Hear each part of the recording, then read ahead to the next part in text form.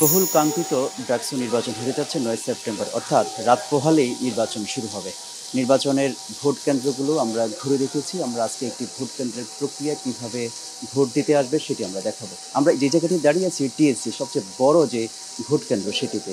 এখানে দুটি লাইন থাকবে, একটি প্রবেশ করার লাইন আর একটি বাইরে হওয়ার লাইন। যারা ভিতরে প্রবেশ করবেন শিক্ষার্থীরা, তারা এখানে আসবেন। আসার পরে তারা ঠিক আমরা যদি একটু বলি যে তারা এখানে প্রবেশ করার পরেই এখানে পোলিং অফিসার থাকবেন এই টেবিলগুলোতে। এই পোলিং অফিসাররা সেখান থেকে শিক্ষার্থীরা অর্থাৎ ভোটার যারা রয়েছে তারা তাদের পরিচয়পত্র মিলাবেন এবং পরিচয়পত্র মিলানোর পরে তাদেরকে ভোট দেওয়ার জন্য বলা হবে। তারপর সেখান থেকে এই যারা শিক্ষার্থী রয়েছে অর্থাৎ যারা ভোটার রয়েছে তারা কিন্তু তাদের গোপন কক্ষে যাবেন। আপনাদের যদি একটু দেখানোর চেষ্টা করি যে গোপন কক্ষগুলো আসলে কেমন হবে, সেই গোপন কক্ষগুলো আমরা যদি একটু দেখা, এখানে বেশ কিছু গোপন কক্ষ রয়েছে অর্থাৎ বুথ রয়েছে। আমরা যদি একটু বলি যে এইখানে এসে শিক্ষার্থীরা তারা সেখানে বসবেন, বসে তারা ১০ মিনিট সময় পাবেন তারা সেখানে ভোট দেওয়ার জন্য। সেখানে ১০ মিনিট সময় পাবেন, যদিও প্রথমে ৫ মিনিট করা হয়েছিল। এরপর শিক্ষার্থী অর্থাৎ ভোটারদের কথা চিন্তা করেই সেখানে ১০ মিনিট সময় বাড়ানো হয়েছে। তারা সেখানে বসে তারা সিদ্ধান্ত নেবেন তারা কাদেরকে ভোট দেবেন, অর্থাৎ যাদেরকে ভোট দেবেন তাদেরকে কিন্তু তারা সেখানে ক্রস চিহ্ন দিবেন, অর্থাৎ যারা টিক চিহ্ন দিবেন তাদের ভোট গ্রহণ করা হবে না, বা আর যারা ক্রস চিহ্ন দিবেন তাদের ভোট আসলে গ্রহণ করবে। এরপর থেকে এইখান থেকে তারা ১০ মিনিট অবস্থান করে তাদের যে ব্যালট রয়েছে সে ব্যালট নিয়ে তারা ঠিক যে আমরা যে টেবিলটিতে আসছি এই টেবিলে দুটি বক্স থাকবে, বাক্স থাকবে, এবং দুটি বক্সেই একটি থাকবে হলের, আরেকটি থাকবে যেটি হচ্ছে কেন্দ্রীয় সংসদের। একটি হচ্ছে হল সংসদ আর একটি হচ্ছে কেন্দ্রীয় সংসদ। এই হল সংসদ যেখানে থাকবে সেইখানে হল সংসদ যাদেরকে তারা ভোট দেবেন তাদের সেই পেপারটি তাদের এখানে রাখবেন, আর যেটি হচ্ছে যেটি কেন্দ্রীয় সেটি কিন্তু ঠিক এইখানে দিবেন। তবে আমরা এখানে রিটার্নিং কর্মকর্তার সঙ্গে কথা বলেছি, তারা আমাদেরকে জানিয়েছিলেন যে যদি ব্যালট পেপার ফেলার ক্ষেত্রে বক্সে ফেলার ক্ষেত্রে যদি কোনো রকম হলেরটা কেন্দ্রীয় পড়ে, কেন্দ্রীয়টা হলে পড়ে, তাহলেও কোনো সমস্যা নেই, ভোট গ্রহণ করা হবে। তারপর এখানে আরো একটি দুটি সিরিয়াল থাকবে, দুটি সিরিয়ালের মধ্যে তারা বের হয়ে যাবেন। এই কেন্দ্রটি অর্থাৎ টিএসসির যে সবচেয়ে বড় কেন্দ্র, এবং রোকেয়া হলের ৫,০০০ প্রায় ৬০০ জন শিক্ষার্থী এখানে ভোট দেবেন, এবং সবচেয়ে বড় কেন্দ্র কিন্তু এটি। তারপর শারীরিক শিক্ষা কেন্দ্র রয়েছে এবং শামসুন নাহার সিনেট ভবন রয়েছে। এরকম প্রায় ৮টি কেন্দ্র রয়েছে এবং এই কেন্দ্রগুলোতে প্রায় ৪০,০০০ ভোটার তারা ভোট দিবেন। এর মধ্যে প্রায় ২০,০০০-এর মতো রয়েছেন ছাত্র, এবং প্রায় ১৯,৯০০-এর মতো রয়েছে ছাত্রী, অর্থাৎ প্রায় ৪০,০০০ ভোটার সেখানে ভোট প্রদান করবেন। এর বাইরে আরেকটি তথ্য জানিয়ে রাখি, আগামীকাল অর্থাৎ ৯ সেপ্টেম্বর সকাল ৮টা থেকে বিকাল ৪টা পর্যন্ত ভোট গ্রহণ হবে, এবং সেই লক্ষ্যে এখন পর্যন্ত আমরা পুলিশের ঊর্ধ্বতন কর্মকর্তাদের সঙ্গে কথা বলেছি। তারা আমাদেরকে যে বিষয়টি জানিয়েছে, ইতিমধ্যেই কিন্তু পুরো ক্যাম্পাস সিসি ক্যামেরা বসানো হয়েছে, এবং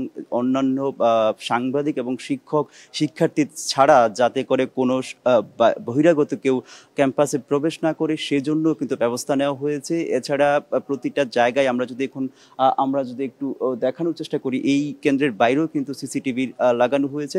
যদিও আমাদের যে এইখানকার যিনি রিটার্নিং কর্মকর্তা তিনি আমাদেরকে জানিয়েছেন যে যেহেতু এইটি সবচেয়ে বড় কেন্দ্র, এই কেন্দ্রে যাতে কোনো ধরনের বিশৃঙ্খলা তৈরি না হয় সেই জন্য তারা চেষ্টা করছেন, এবং ইতিমধ্যে কিন্তু আইন শৃঙ্খলা বাহিনী থেকে শুরু করে বিভিন্ন গোয়েন্দা সংস্থার যারা রয়েছে তারা কিন্তু এখানে অবস্থান করছেন, এবং তাদের সঙ্গে আমাদের কথা হয়েছে। এখন পর্যন্ত আগামীকালের নির্বাচনকে কেন্দ্র করে কোনো ধরনের আশঙ্কা বা শঙ্কা বা কোনো ধরনের বিশৃঙ্খলার মতো কোনো পরিস্থিতি তৈরি হওয়ার মতো কোনো অবস্থা নেই বলে আমাদেরকে জানিয়েছেন এই রিটার্নিং কর্মকর্তা এবং এই নির্বাচন সংশ্লিষ্ট কর্মকর্তারা। তবে তারা বলছেন আগামীকাল যেহেতু নির্বাচন, যারা ভোট দিতে আসবেন তারা যাতে করে নিজের আইডি কার্ড অর্থাৎ বিশ্ববিদ্যালয়ের আইডি কার্ড, পে স্লিপ অর্থাৎ যেই সব আইডি কার্ডের মধ্যে তাদের ছবি আছে সেসব ছবি সংবলিত আইডি কার্ড নিয়ে আসার জন্য বলা হয়েছে। এবং শুধু তাই নয়, যারা এখানে পোলিং কর্মকর্তারা থাকবেন অর্থাৎ পোলিং অফিসাররা থাকবেন তারা কিন্তু বারবার তার ছবির সাথে ভোটার তালিকার সঙ্গে